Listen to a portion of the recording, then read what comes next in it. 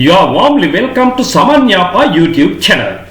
දවසකට වතාවක් කතාවට රටාවක් තුලින් අද මම ඔයාලට කියලා දෙන්නේ සරල වාක්‍ය කිහිපයක්. නමුත් මේක ඉතාම අත්‍යවශ්‍ය වෙනවා එදිනෙදා කතා බහේදී. ඔය පැත්තට වහිනවද පොද ගහනවා විතරයි. ඊයේ වැස්සා අද වැස්සේ නැහැ. හැන්දෑවට වහිද මේ වගේ දේවල් ඉංග්‍රීසියෙන් කියන හැටි දැන් මම ඔයාලට කියලා දෙන්න යන්නේ. ඔයා මගේ පන්ති වලට සම්බන්ධ වෙන්න උනන්දුවක් දක්වන කෙනෙක් නම් ඔයාට ඒ සම්බන්ධ තොරතුරු ලබා ගැනීමට හැකියාව තියෙනවා මේ වීඩියෝව අවසානයේදී. ඔය පැත්තට වහිනවද? Is it raining there? Is it raining there? ඔය පැත්තට වහිනවද? Is it raining there? පොද ගහනවා විතරයි. පොද ගහනවා විතරයි. පොද ගහනවට අපි ඉංග්‍රීසියෙන් කියනවා drizzle කියලා.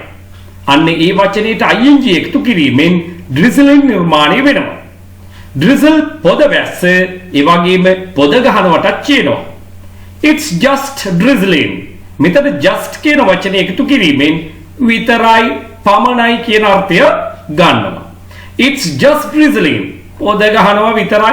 It's just drizzling. පොද ගහනවා විතරයි. It rained yesterday. It rained yesterday. ඊයේ වැස්සා. ඊයේ වැස්සා. It rained yesterday.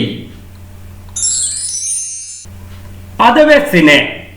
It didn't rain today. It didn't rain today. අද වැස්සේ නෑ.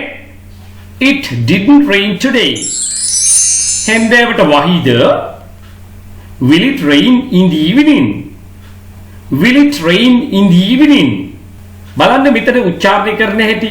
Will it? Will it? Will it rain in the evening? In the evening. හැන්දෑවට. ඉතින් මේවා කියවුවට විතරක් මදි. මේවා උඩින් පල්ලෙන් කියවලා හරියන්නේ නැහැ. මේ විදිහට හොඳින් පුහුණු වීම කරන්නට ඕනේ. මේ නිවැරදි උච්චාරණයන් හොඳින් මතක තියාගෙන. Will it rain in the evening? හැන්දෑවට වහිද? Will it rain in the evening? මෙන්න මේ විදිහට ඔයා හොඳින් මේවා පුහුණු වෙන්න. ඔයාගේ spoken English දියුණු කරගන්නට අවශ්‍ය කරන දේ පමණක් මින් ඉදිරියට දිගටම ගෙන එනවා. ඒ නිසා ඔයා සමන් යාපා YouTube channel එකත් එක්කම රැඳිලා ඉන්න. මේ දෙන දේවල් සරල වුණත් ඔයා හොඳින් පුහුණු වීම කරන්න. දැන් බලන්නකෝ මේ උදාහරණයම. Will it rain in the evening කියපුවාම ඒක නිවැරදි ක්‍රමෙ නෙවෙයි. ඒක ප්‍රශ්නයක් අහන විදිහට අහන්නත් ඕනේ. ඒ වගේම අදාළ තැන් නිසි විදිහට නිවැරදි විදිහට උච්චාරණය වෙන්නත් ඕනේ. අන්න ඒකයි මම කිව්වේ මේක සරල කාරණාවක් වුණත් මේක ඉගෙන ගන්න ගොඩක් දේවල් තියෙනවා.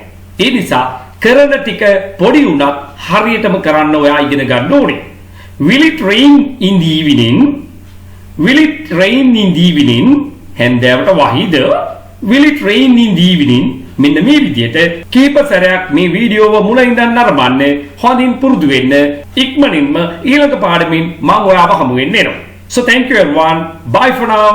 පාසල් යන දරුවන්ට උසස් අධ්‍යාපන කටයුතු වල නිරත වෙලා ඉන්න අයට, රැකියාවල නිරත අයට, ඒ වගේම රැකියාව බලාපොරොත්තු වෙන සිටින අයට, එහෙමත් නැත්නම් විභාග ප්‍රතිඵල බලාපොරොත්තු වෙන සිටින කෙනෙක් වෙන්න පුළුවන්. ඔයාගේ දැනුමට ගැලපෙන විදිහට කණ්ඩායමකට එකතු වෙන්න පුළුවන්. එහෙම නැත්නම් තනි පුජ්‍යල පන්තියක් සංවිධානය කරගන්නට පුළුවන්. මේ සියලුම පන්ති දෙආකාරයකට පැවැත්වෙනවා. ඔන්ලයින් ක්ලාසස් ලෙසත්, නේවාසික පුහුණු කඳවුරු ලෙසත්. විශේෂයෙන්ම පාසල් යන දුවලා පුතාලට නම් ඔවුන්ගේ නිවාඩු කාලවලදී මේ නේවාසික පුහුණු කඳවුරු සඳහා සහභාගී වෙන්න පුළුවන්. සාමාන්‍ය පෙළ විභාගයෙන් පසුව, එහෙම නැත්නම් උසස් පෙළ විභාගයෙන් පසුව ප්‍රතිඵල බලාපොරොත්තු වෙන්න ඉන්න සිසුන්ට දින 45 නේවාසික කඳවුර සඳහා අනිවාර්යයෙන්ම සහභාගී වෙන්න පුළුවන්. ඒ වගේම වැඩිහිටියෙක් වෙන්න පුළුවන්, රැකියාවක් බලාපොරොත්තු වෙමින් ඉන්න කෙනෙක් වෙන්න පුළුවන්. මෙකී නොකී ඕනෑම කෙනෙකුට ඉංග්‍රීසි භාෂාව ව්‍යාකරණානුකූලව ඉගෙන ගන්න ගමන් චතුර ලෙස ඉංග්‍රීසි කතා කිරීමට අවශ්‍ය නම් ඔවුන්ට නේවාසික කඳවුරු සඳහා සහභාගී වෙන්නට පුළුවන්. ඔබ මේ සම්බන්ධව උනන්දුවක් දක්වන්නේ නම් ඔබගේ අවශ්‍යතාවය පැහැදිලි කරමින් 071 011 22 62ට දැන්ම WhatsApp voice message එකක් යොමු කරන්න.